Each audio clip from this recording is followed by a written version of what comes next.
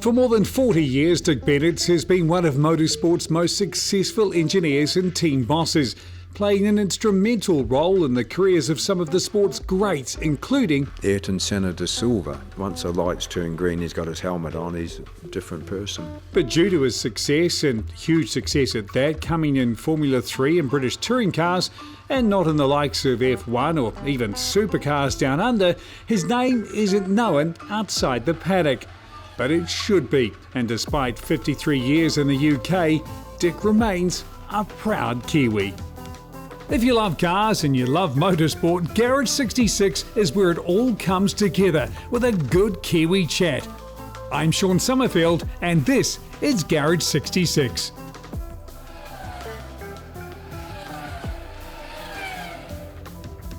Dick, welcome home. Welcome to Garage 66. Yeah, fantastic facility. As I said earlier, I haven't been to this particular garage, but yeah, very impressive. Your kind of garage, isn't it? It is, yeah. I feel right at home here. Look, we were sitting here, right behind us is Black Beauty, the A1GP car. There's so much to talk about with you, but we've got to talk about that. When you see that black car, knowing that you ran that in the first season of A1GP, what's it like when you see it? Yeah, it's fantastic. Still looks as beautiful as it did when it first went out on the racetrack. You know, I'm trying to think, what do I do with your career since 72 when you headed off on an OE that hasn't ended yet.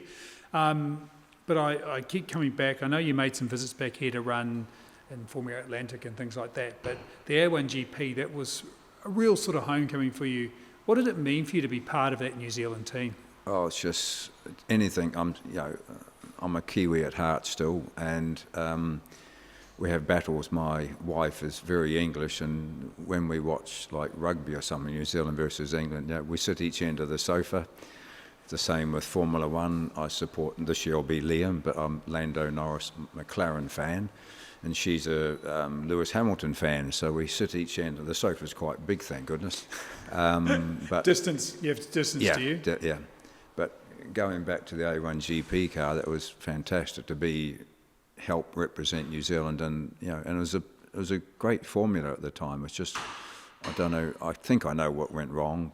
Just they probably were assuming to have television income like Formula One, but the concept of it and sound of it was great. I remember Mac Toom driving up and down Dubai then. It wasn't as big as it is now, testing different exhaust notes to make it sound as he wanted it, and it was beautiful sounding car. I mean, we love the fact as Kiwis because the Kiwis did pretty damn well. I mean, runner-up 2 years in a row, and it was great to see. And it was sort of proved for Kiwis that we could actually foot it with the best, because money and geography is really against us. But then we had this bloke in you, running the team, who had shown what Kiwis could achieve. And I've got to ask you now, and look, you're 77.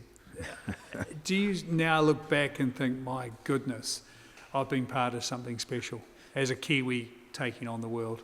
Yeah. It's when we first started our team, 81. I worked for Ron Dennis and I worked for Fred Hopper. We came out here with Keke Rosberg and Bobby Ray, all those guys, and it was great coming back here, being a Kiwi, racing in New Zealand and having foreign drivers, but showing what we could do. And then the following we used to have was incredible.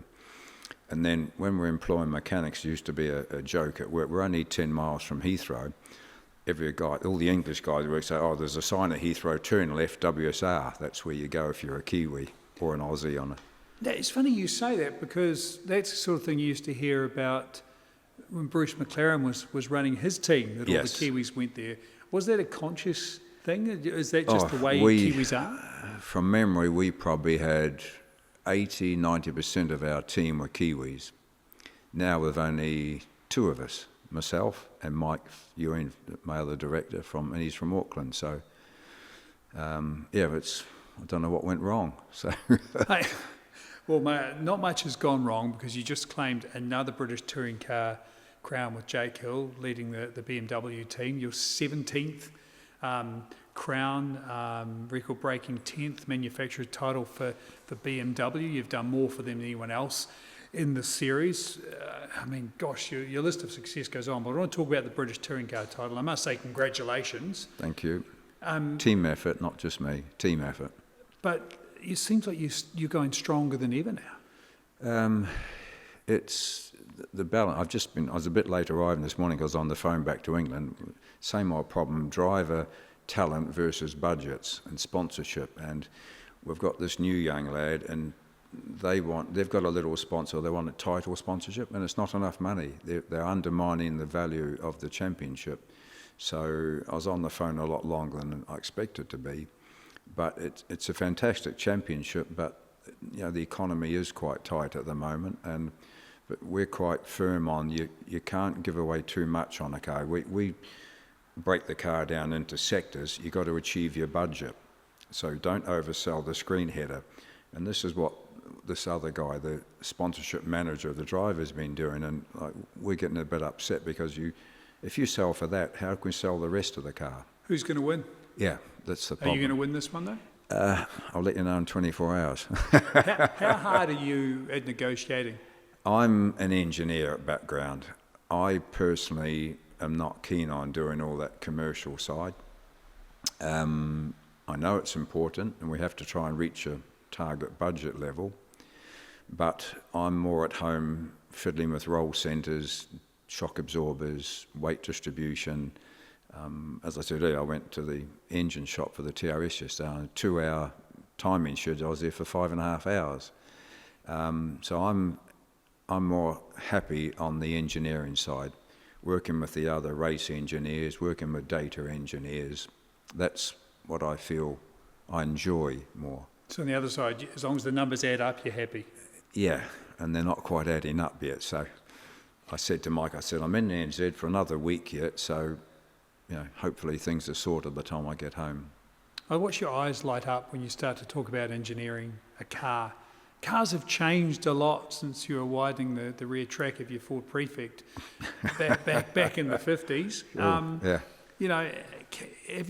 Have you kept up with the way cars have changed? You're now running hybrids, you're talking about sustainable fuels, all these things. How have you gone? Interesting thing, I don't know if you've watched yet, the new Senna movie thing, the Netflix thing, and it's embarrassing for me.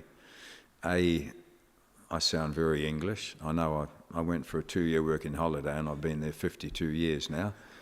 But A, don't look like the guy. B, I've never smoked in the pit lane. I don't smoke. And I don't wear a brown overcoat in the pit lane. So the guys who did that got it so wrong. But going back to like those days with Senna, 83, we had no data at all. It was seat of the pants engineering. The driver would tell you what he felt was good or bad, and then you would work out in your head. Now, we get these young drivers now, they don't want to sit and debrief till they've looked at the data, because they can see, like, he's 0.2 slower than his teammate. Where am I losing that 0.2? And I try and stop them doing that. You tell us, okay, it's okay for an older driver because they're more experienced, but if you're helping younger drivers learn, you want them to learn themselves. But they now go, can I see the data first? I said, no, you tell us what is the biggest problem with the handling, what's good, what's bad. And they go on simulators now as well. And back in the early days, the Hukkinens and the Sennas and all those guys, there's none of that. It was just pure seat of the pants. Are you being old school, or is there still a place for that seat of the pants, the feel? I still think it's important in some areas, but what we do now is listen to what the drivers say, but then we look at the data. We can see if the car's got understeer. We can see if it's got oversteer. We can see if it's pitching too much, diving, squatting, how much it's rolling. It's all on the data now. The cars are just an electronic machine. So what were your first thoughts when you arrived in England? Were you a wide-eyed kid from Dunedin? We went to the Golden Cross pub just quarter of a mile from McLaren's factory in Colnbrook, like meeting all these other Kiwis working in Formula One and that, meeting all these names you've heard of. And we were, Jim Murdoch was in a little 2-bedroom masonette, they call it. And there was David and I and John Farnsworth, 3 of us arrived Kiwis, and there's 5 of us sleeping in this little 2-bedroom thing. But we're here to do a job. So then we finished up renting a little lock-up garage about a quarter of a mile from the flat. That was to prepare the Formula Ford. We were there about 2 months, and then we had no power, so we couldn't work late at night. So David and I, we wandered down and found a power source from about 6 garages away. We ran a cable up the back of the garages, drilled a hole through the back of our garage, put a power point in, and the owner of all the garages, he came down one night. How come you've got power in here? We were evicted. Oh, gosh. We're preparing this Formula Ford for the World Cup, you know. No, you're out. Your involvement in, I believe, one of the coolest race cars of all time, the M1 Pro M1 car. Coupe, yeah. That car was, and the idea of a concept where the Formula One drivers would also race these sports cars as part of the round. I mean, just genius. It would never happen today. No. But your first involvement with BMW as well. But tell us about those times. We ran Monaco, won that with Nicky. So you ran Nicky Lauda. Yeah, That's another name. Go back a stage. When we'd built all the customer cars for all the BMW customers, it was 23 or 24 cars. We were knackered. We'd been working stupid hours. So then Ron said, one more. We said, no way, we've had enough, you know. It's for us. We're going to run it ourselves. Oh, okay. Who's driving? I can't tell you. Okay, no, I don't want to do it. It's a good driver. Who is it? Can't tell you. So we built another car, ridiculously late at night, and I said to Ron, okay, if we're running it, what about a transporter? Because he was still doing Formula 2. I said, the F3 truck's not man enough. The tail lifts only holds an F3 car. He said, oh, it'll be all right, because his mind was already on Formula 1, McLaren's. So I don't think it'll work, Ron. So we finished the car about 3 o'clock in the morning, push it out, go to load it up. Tail lift went up about a third of the way, crash, hydraulics blew. The guys were all saying, what are we doing? I said, one moment. I walked inside to the office, rang Ron. It was 20 to 4 in the morning. Ron answers the phone. Hello? I said, Ron, Dick, what's the time? I said, 20 to 4. Why are you calling me now? I said, remember that discussion about the tail lift?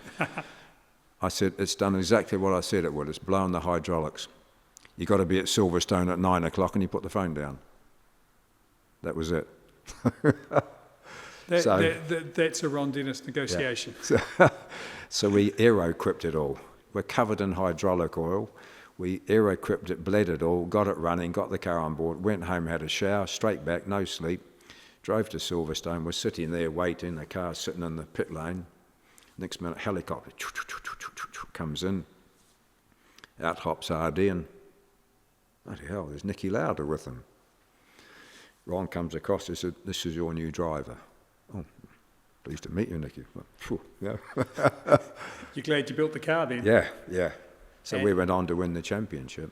But obviously you'd impressed Ron Dennis, and you did start to have some involvement in Formula One, am I right? At a pretty pivotal time, I think, with the carbon fibre. 1980, we started with Hans Stuck with the M1 Coupe, but we only did, I think, 3 rounds, and I don't know what happened. The money ran out, or I don't know what happened. So RD said, could I help out upstairs with John Barnard with the first ever carbon tub? So I went upstairs to the little workshop up there.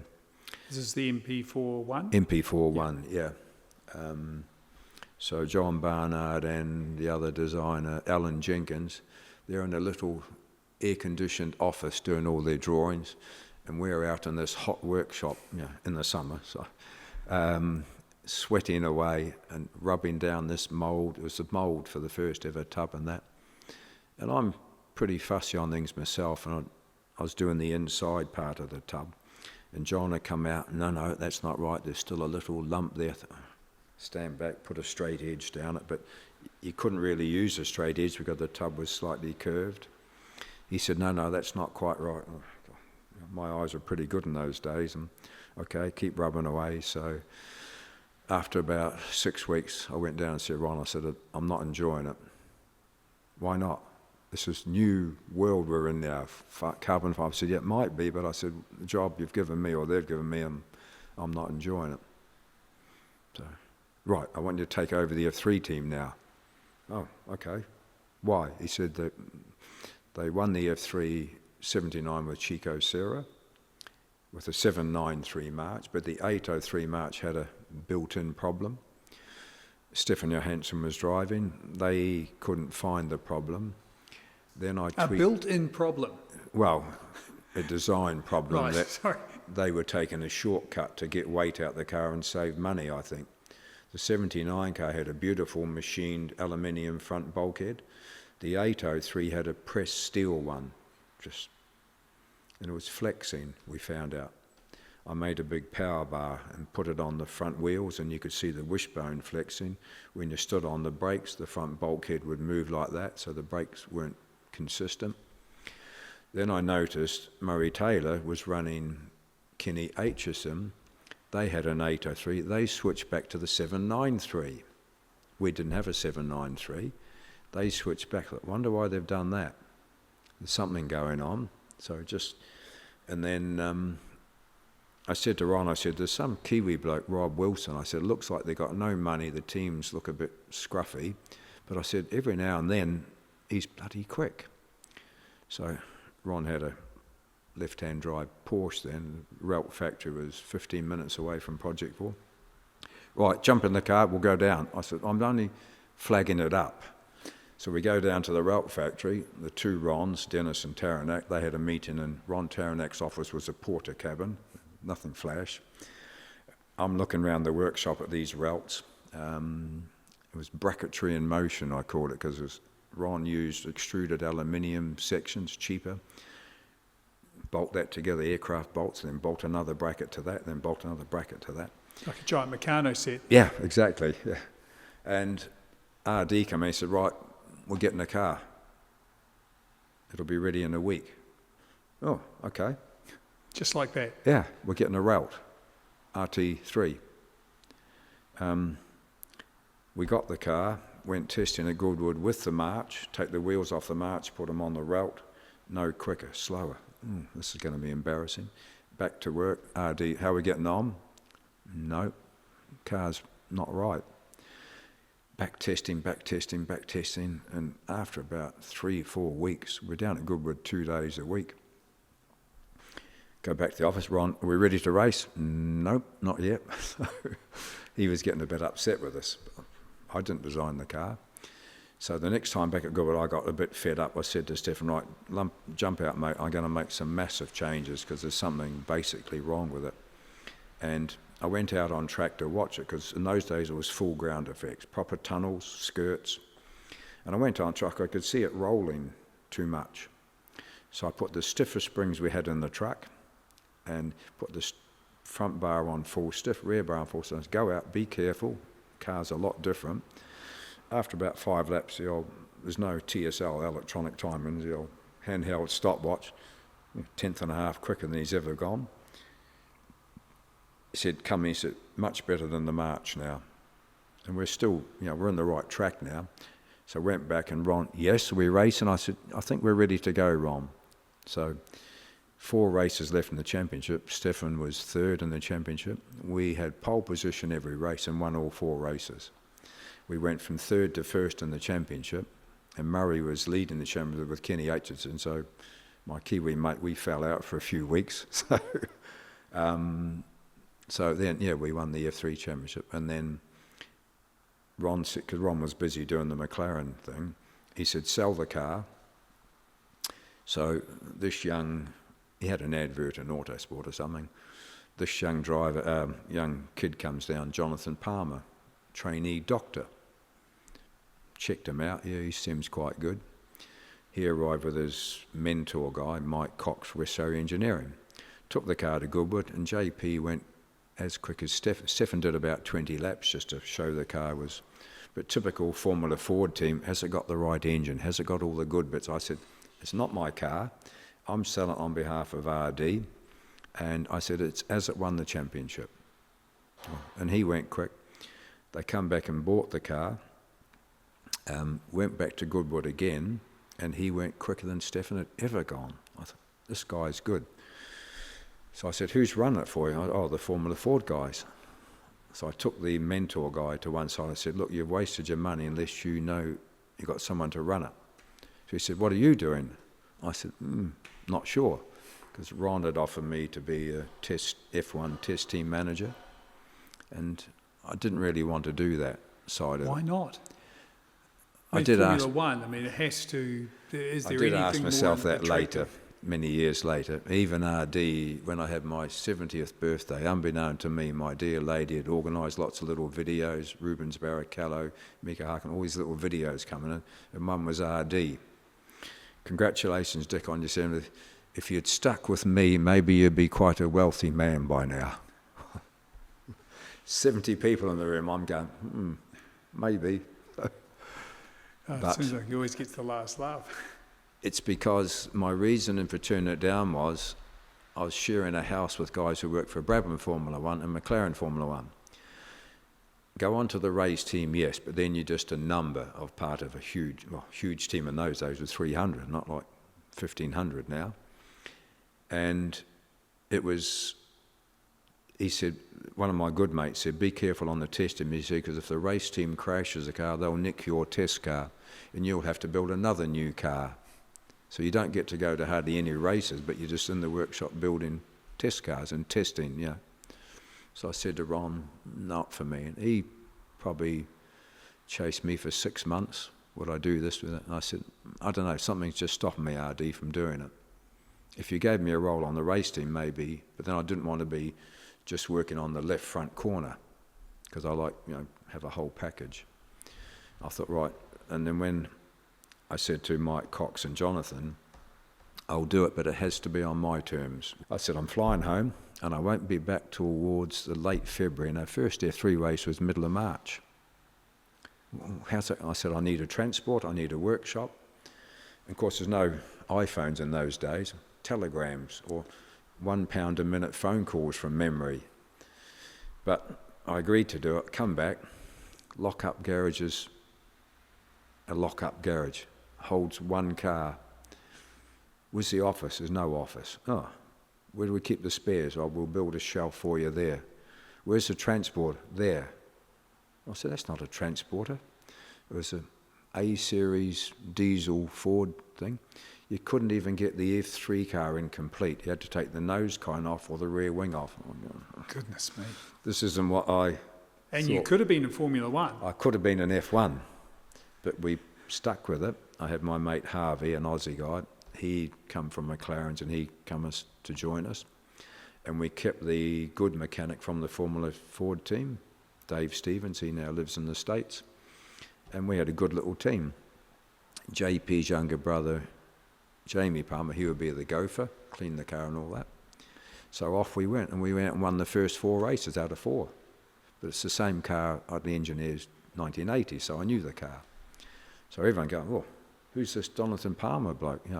Doctor, training to be he'd arrive at a test day, and he had a GTI Golf, and he'd be sound asleep. He'd been working till 2 a.m, doing his trainee doctor thing. Then he'd drive to the racetrack and sleep, and then hop in the car.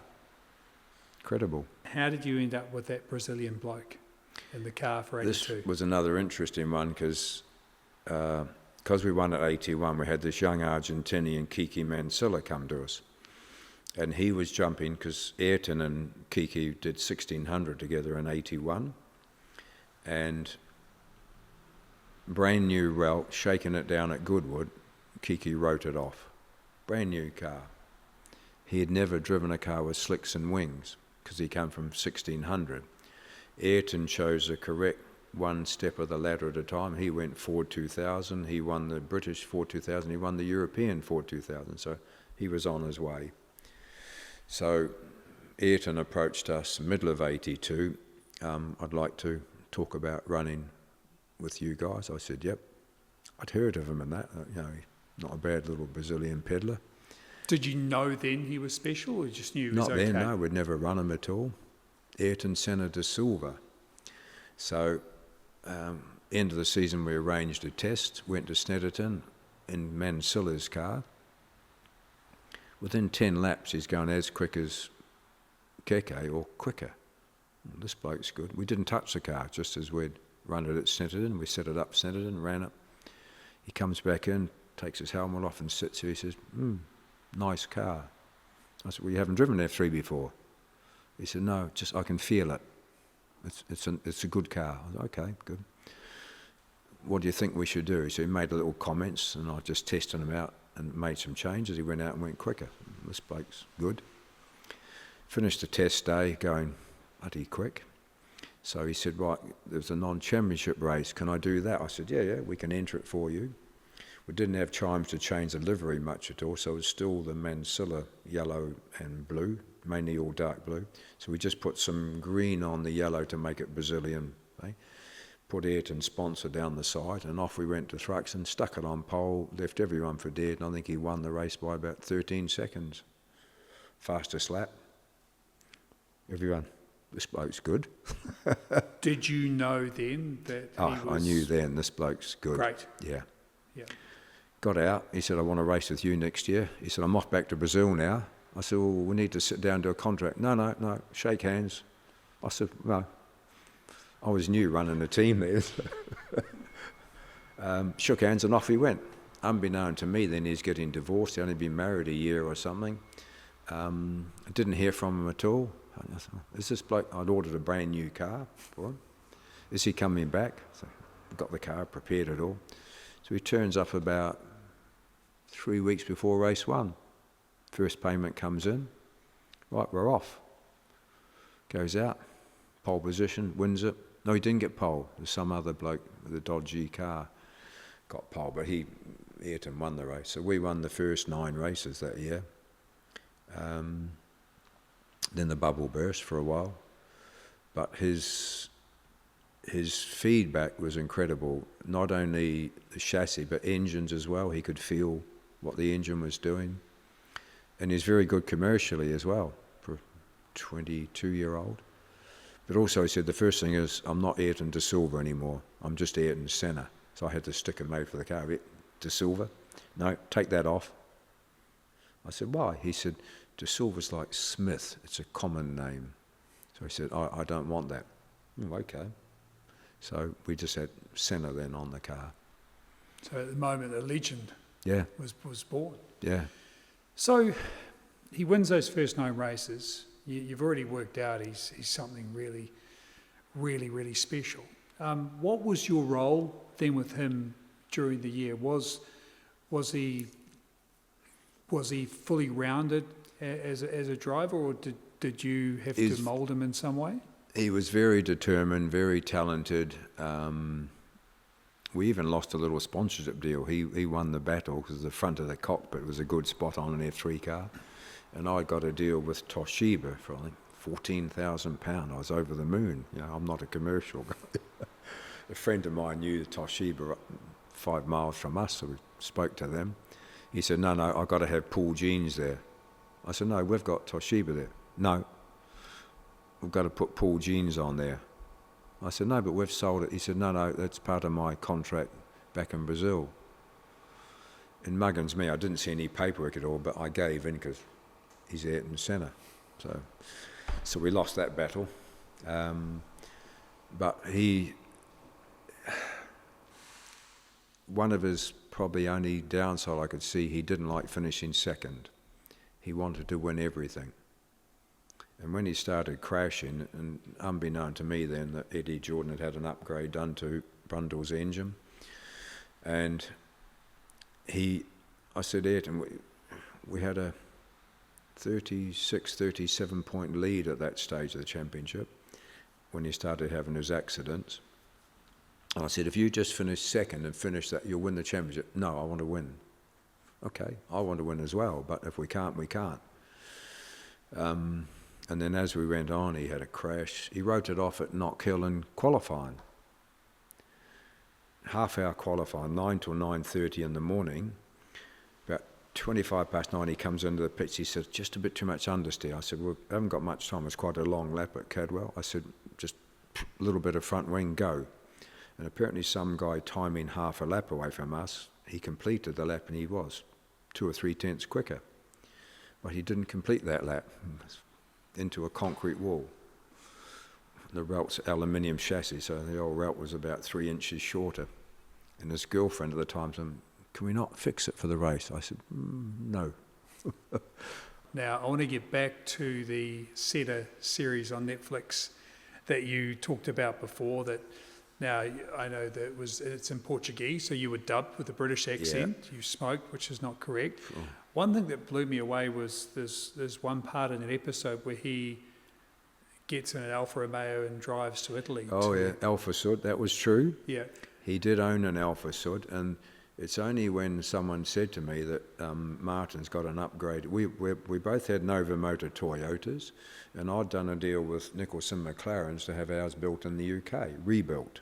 So they rebuilt it, good reliable engine. Then someone said, you know, EJ's got an upgraded Toyota Nova. No. Oh, maybe that's why he's got this edge on us now. So Harry, I called him Ayrton, Harry. I said, Harry, mate, if you want to do it, jump in your car, put the engine in the boot and go out and get it rebuilt to the latest spec. So he did, drove to Italy, because Brazilian, he could speak Portuguese, Italian, you know, similar. So he enjoyed it out there. Comes back, contrary to the movie, we didn't go straight into qualifying at Thruxton. We spent a day at Snetterton before the race meeting. Fresh engine in, and straight away I could hear it when it fired up. It was much crisper, much sharper. I thought, this sounds good. He rented out and in, checked the car around, no leaks, nothing. Right, away you go and do 5 or 10 laps, come back, and he said, wow, this is, I wish we had this earlier. I said, so do I, but we didn't. So we're at one end of the pit lane, handheld stopwatch. Eddie Jordan and Martin Brundle, other end of the pit lane with a stopwatch. We're timing each other. And then Ron Taranak had done some 84 development parts, and the Ralph factory is only 50 minutes from our workshop. So Ron rang me and said, I've got 2 new bits for next year, I'd like you to test it, because Senna's pretty good with his feedback. I said, what are they? He said, come down and have a look. So I drove down to Ralph. New pair of side pods.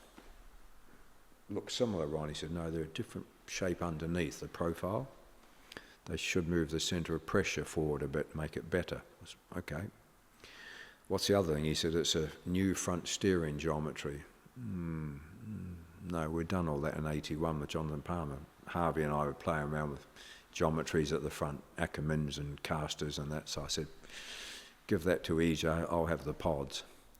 So just before lunch on this test day with the new engine, put the new pods on. We had them all stick it up so no one could see that. Externally they looked identical, it's just the underneath shape.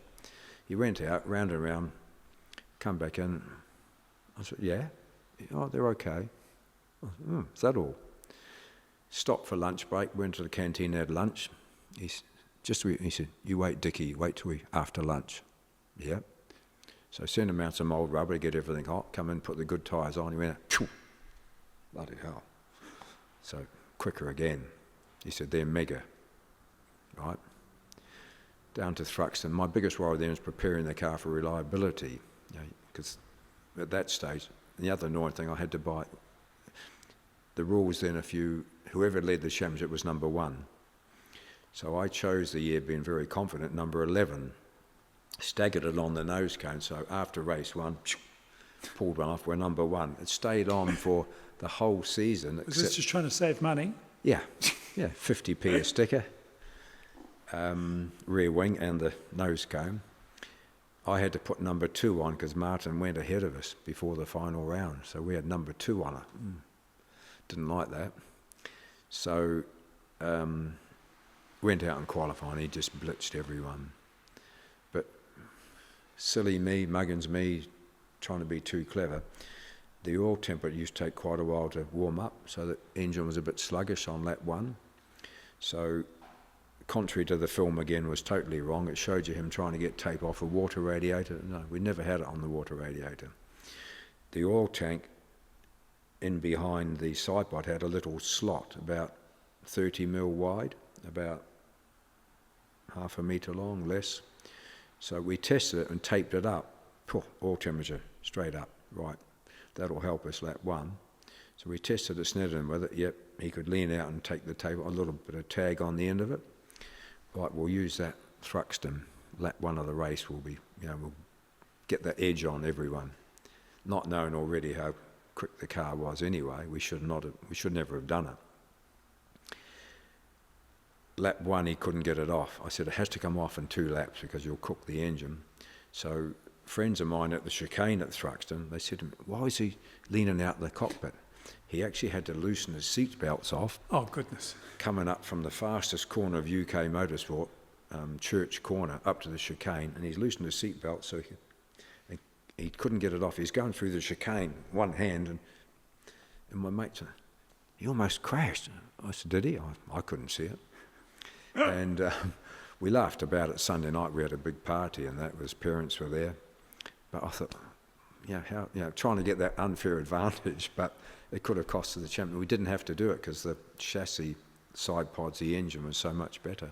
When you look back at that year, is that one of your greatest years or the greatest year? It was hard work. 3 chassis. But yeah, it was a hell of a relief to win it. Speaking of winning, though, let's talk about Senna at Macau, because that alone was almost a fairy tale. We flew out early because 83 was the first time F3 had ever been. Barry Bland, the poor bloke's passed away now. He organised it all, fantastic. Few hiccups because the first time everyone was there. I wished I'd taken videos of Macau 83 to the last time we went 15 years later. What a difference in the place. But Ayrton was then in demand F1 teams, so we were walking around the track on the Monday. We flew out, I think, the Saturday before the race weekend to get over jet lag and get organised. And Ayrton was testing a Brabham at Paul Ricard on the Wednesday before the Macau Grand Prix.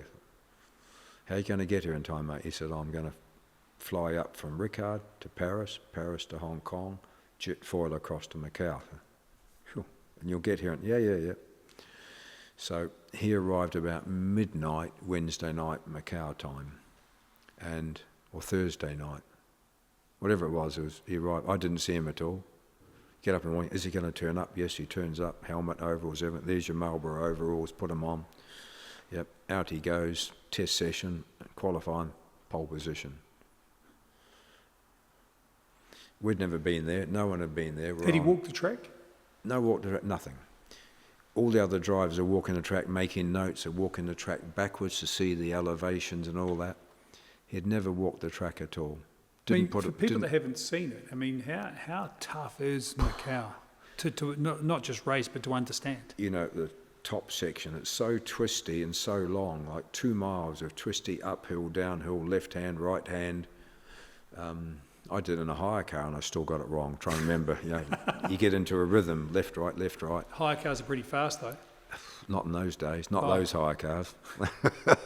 So was that really absolute proof of how his talent phenomenal showed? Stuck it on pole. In those days, you qualified Friday afternoon, then you had Saturday off, then you did 2 races on the Sunday.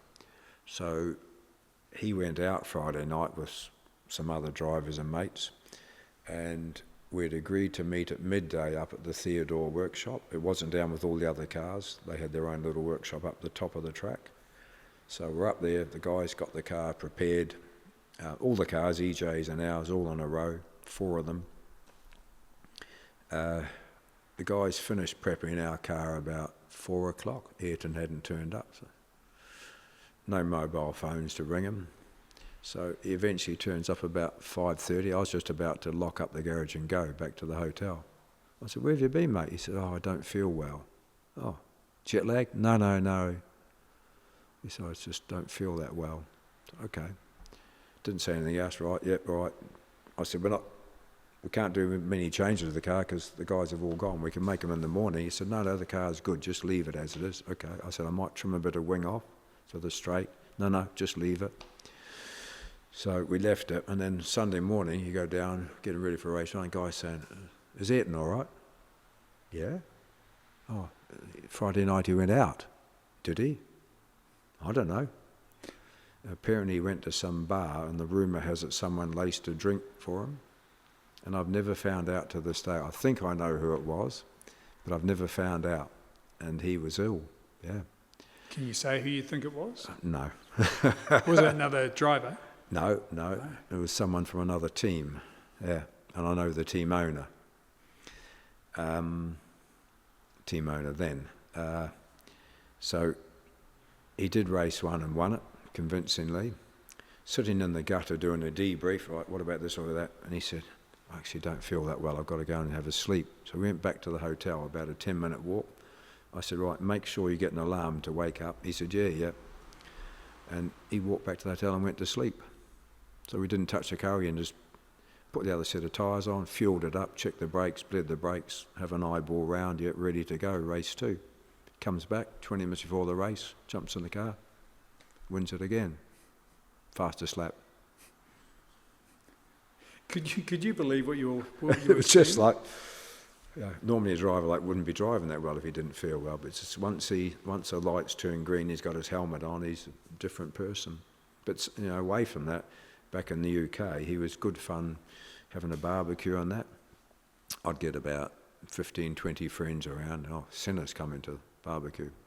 And he taught us how to mix a caipirinha, is it, the Brazilian drink? Because, we go off a recipe, think, no, him and Guzman, his mate, they come along. No, you mix that, you do it like that, and then blow your head off. So it was a good laugh, away from the racetrack. And he loved, even when he went F1, he'd ring up and say, we fancy a Chinese. We used to go to a nice Chinese restaurant in Shepparton. And we go in, the owner, Mr. Racing Driver. So we look back at the sort of myth of Senna, and often it's the uncompromising, hard-out racer, the racer's racer. Is that the Senna you remember? What do you remember most about him? Not.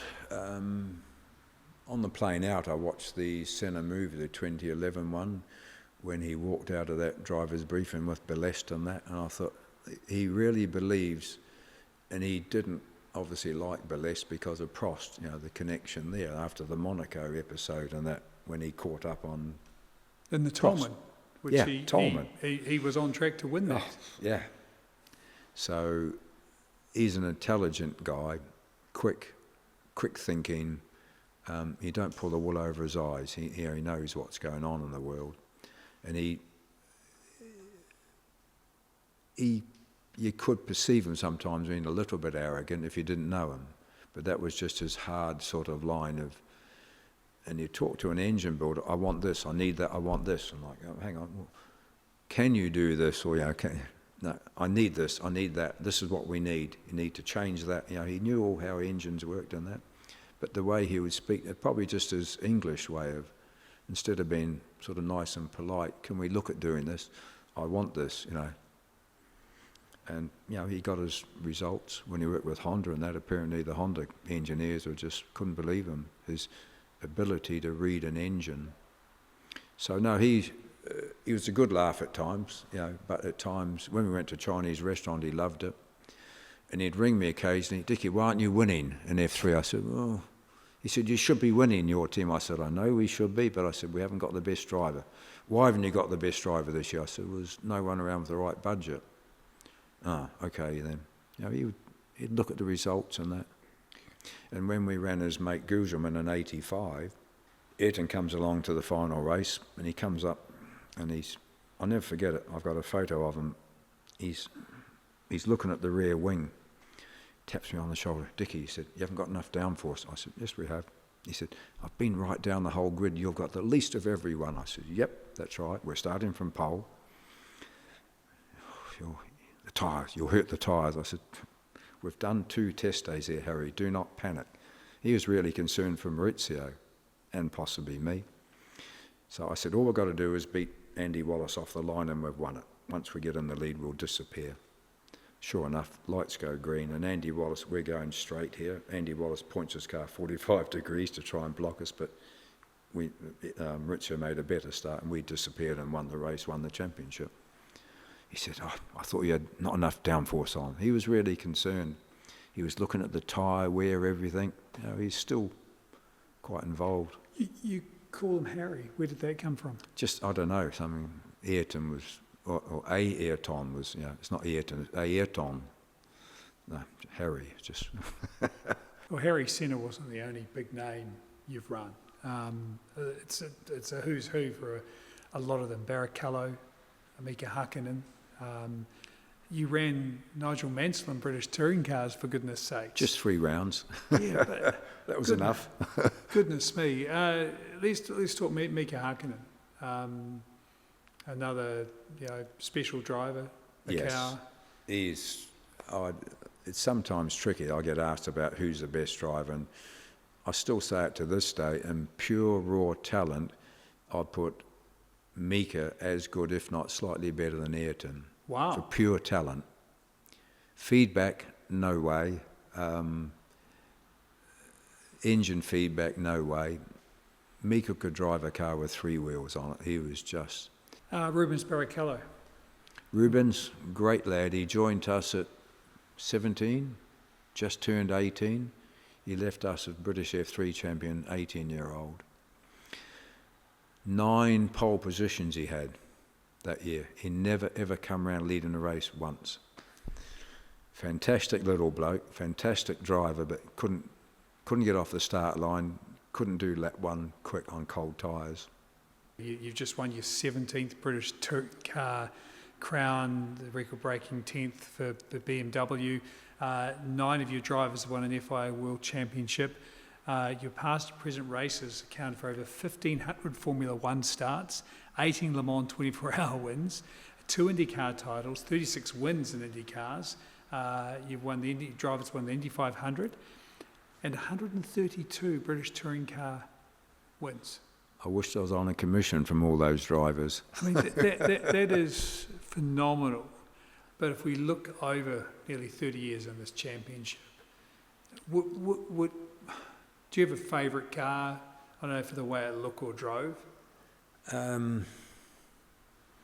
Over the years, before it was Super Touring and before it was NGTC, they call it, the MGs we designed and built, the ZS, because of the MG Sport and Racing colour scheme, that ZS looked mega. And we had, the early days, we had a V6 2-litre engine, so it sounded mega as well. Not the best car because of the weight of the V6, but that was probably more the livery of the car than the shape of the car. Well, let's talk about your TikToking. You're 77, 78 this year. Just a number. Yeah, just a number. I mean, how involved are you still in the running of this team and the preparation of the cars? I'm trying to take a bit of a backward step, but I still like being involved in the engineering side. I was on the phone this morning back to England for about 40 minutes. I got a Zoom meeting or Microsoft Teams meeting, 9:30 tonight. It's 8:30 a.m. in England with the new sponsor, with Mike from work, our accountant, and David, our marketing guy. So I've got a meeting tonight to discuss. We've got 3 drivers signed for this year, but we're a bit short of budget, and we still haven't got a 4th driver signed. But you probably understand that you get a hiccup. We've got one sponsor coming in there. Oh, you can't have him because it conflicts with that sponsor. So, okay, right. Put him to one side. We bring that one in. No, that one conflicts with that one. Right, so back to square. It's a tricky time of the year. It doesn't get easier, but I feel like you can't give it up. It's, as I said, Shaun, I enjoy the engineering side. I don't really enjoy the commercial side, but you have to do it at times. So, hey, before we finish up, I'd like to do some quick fire questions. Yep. I didn't prep you for this. Right. So it's not a race weekend. You can go anywhere in the world. Where would you go? I have a bucket list. I've never been to Indy 500. If you could eat any meal, what would you have?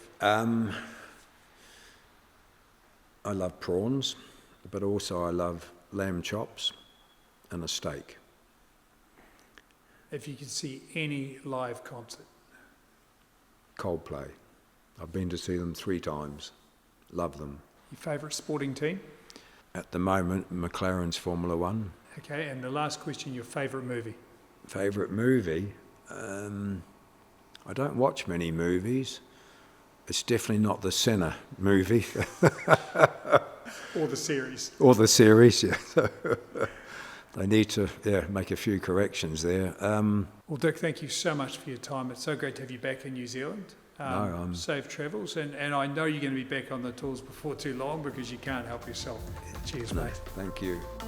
If you love cars like we do, why not subscribe to the Garage 66 podcast and to our YouTube channel, Giltrap TV.